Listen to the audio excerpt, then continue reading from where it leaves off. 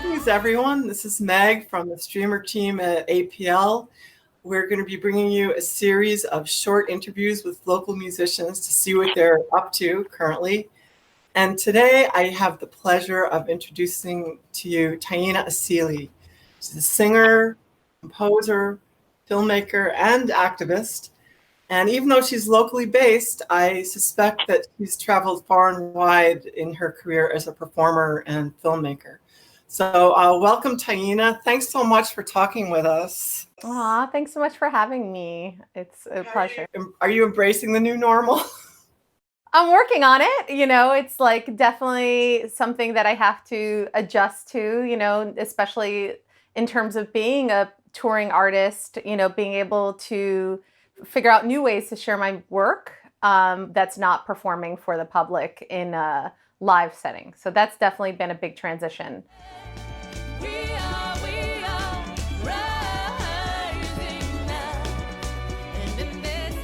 For those who may not be familiar with your work, could you just say a little bit about your style, maybe your background or influences? Yeah. So I am a upstate Puerto Rican. I was born and raised in upstate New York in a Puerto Rican household in the Binghamton area. And I come from a family of artists, musicians, dancers, and poets. And of course, all of that is in my blood and represented in my work and what I do. And I also come from a family that really wanted to contribute to a world of justice and healing, and to use the arts as a way of celebrating our culture and who we are, especially during times when we weren't celebrated and appreciated as Puerto Ricans in the United States. So I bring with me my culture, my heritage, all of that into what I do today, but folding in contemporary influences and my own life's journey. So I blend Afro-Latin music mixed with reggae and rock and hip hop and whatever else speaks to my heart. As well as my own life's journey and what I wish to offer to the world today to continue that journey towards justice and healing.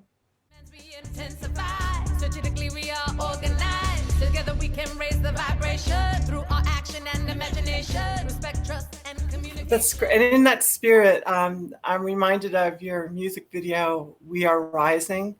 It's such a joyful piece born out of such tragedy. I guess, can you tell us a little bit about the story behind that? Absolutely. So it came out of a collaboration that initially started out of a conversation with V, who was formerly known as Eve Ensler, most famously known for being the author of the Vagina Monologues. And her and I started to have conversations about the possibility of creating this anthem for an organization she founded called 1 Billion Rising. This is an organization that works to stop violence against women and girls around the world.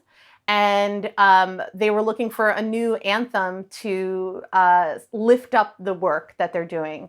And so through this conversation and collaboration, I created We Are Rising, which is that anthem, and also a music video that goes along with it. And since its release, the music video and song together were released on New Year's Eve, it has been viewed over 500,000 times across platforms, has been performed by people from South Africa and Eswatini to all over the world, Singapore and the United States and Europe, just all over the world. And I got to edit together a little video montage of seeing these different groups of people dancing to the music.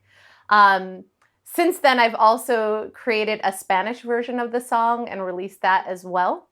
that was released for International Women's Day on March 8th. And, I continue to work with 1 Billion Rising to lift up their work of stopping violence against women and girls in various actions and formats that now online, that makes sense to support their work. Become a strong movement, fierce and determined.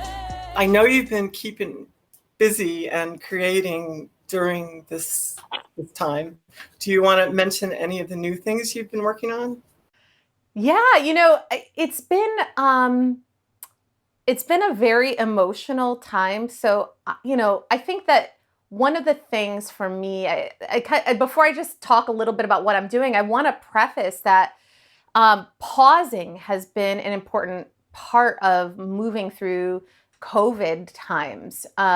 I had 2 loved ones that were critically ill and 2 other loved ones who passed from this illness. And so a lot of my time has actually been in a state of grieving, a deep concern, and support of my loved ones and my community. So I think that sometimes we as artists and just in general, like the culture of our society is to do, and how are we going to stay productive? And one of the things that I have been learning through this process is that this is an important and powerful time to pause in a collective grief and to really feel.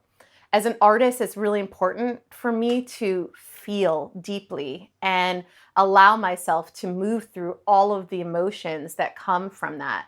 So I've been doing that, and through that, as I journey out of that time period of deep grief that I'm still in to some degree, I'm now able to kind of start to formulate what I wish to offer, for contributions towards healing. And one of those things came, we call it a quarantune, and that's a song that we performed live with my band, with everyone performing from their own locations in self-quarantine. And it's a song called La Alegría. And that's a song that I wrote inspired by my 85-year-old cousin who is based in Montreal, Canada. And she tells the story of growing up and encountering racism and finding humor and levity as a way to combat this experience and as a way to survive this experience, and how she just didn't let anybody take away her joy. And so that's the song, that's a theme. It's a story of resilience in the face of adversity. And we wanted to offer that as a contribution to, living in these times. And then I've been doing online concerts to support different actions, as well as just for fun. I did a concert for my birthday. I did a concert for Earth Day. And I actually have several more coming up. Tomorrow, I will be doing a performance in collaboration with 5 students from New York City who are musicians. And I worked with one of them to write a song about climate justice. And originally, we were going to all collaborate with these artists at Lincoln Center, and we were going to get to perform those songs live. Unfortunately, we are no longer able to do that, but tomorrow we're going to be premiering online their songs as well as our songs as artists that worked with these youth. The event that was going to be at Lincoln Center, does that also involve, do you do one-on-one mentoring with the students? Yeah, I did. I had that opportunity to go to New York City before COVID, of course. And I had the opportunity to work with one of those students. Her name is Rianne, and we got to collaborate with her and help her to work through her songs. So she's a singer-songwriter, amazing. very thoughtful. And I say we because my spouse slash guitarist, Gaetano Vaccaro, and I got to collaborate together with her on this. And this is really her song, her creation. We just kind of like, help to offer tools, to lift up and craft, refine what she created. And it's really, really powerful and magical. And I think a lot about a lot of our youth right now who had to not only are unable to be at school, but especially our youth who are graduating and thinking about how profoundly sad that is, grieving with them for that loss. And so, working with these young people, it's a special opportunity to be able to lift up their work and get their work out there.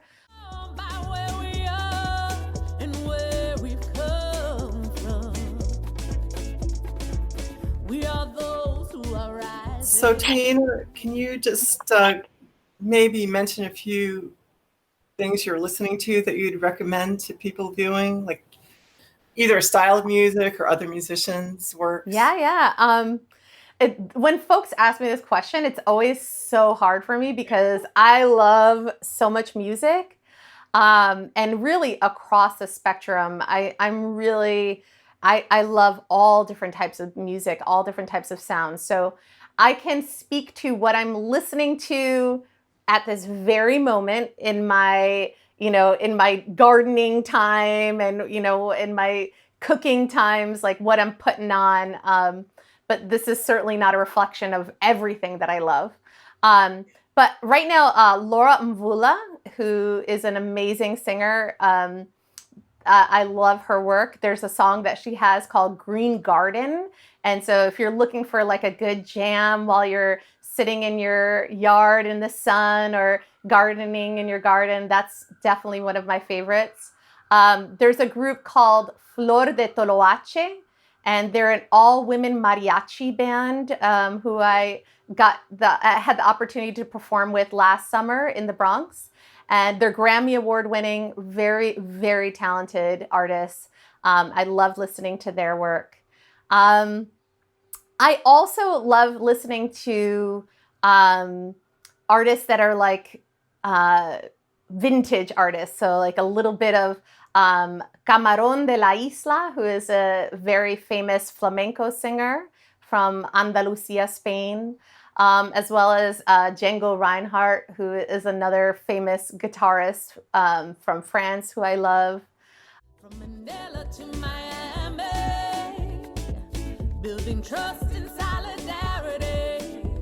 Love is before COVID hit, you were scheduled to do a program at the library showcasing some of your shorter documentaries, and then with the discussion following. So I'm really hoping we can reschedule that sometime in the future. But in the meantime, people can view the documentaries if they'd like, right? Well, at least two of them are online, and one of them, I should preface, is a shorter version. So what I was going to show and will show again at the library is a 30-minute documentary, Resiliencia, which is a documentary about 4 women artists and activists in Puerto Rico in the aftermath of Hurricane Maria. And it's their stories of resilience during and through that experience. So I have online on my YouTube page one of those 4 women that I interviewed. So it's a 10-minute version of that. I also have a 10-minute documentary that I made about Leah Penniman, who is the co-founder of Soulfire Farm, which is a food justice farm not too far from us here in Grafton, New York. And I have an upcoming documentary getting ready to come out. I can't share the title yet. And it's a story about another local talent. Her name is Paula Gonzalez, and she is a Puerto Rican professional wrestler from our area. And it's her powerful story. Well, you definitely have been keeping busy, and I'm sorry for your losses, and glad also that you're being able to take time off a little to reflect. And I really want to thank you for talking with us today. And it's nice to meet you, even if it's just virtually. Same. So it's been great. Thanks so much. Yeah, thank you so much.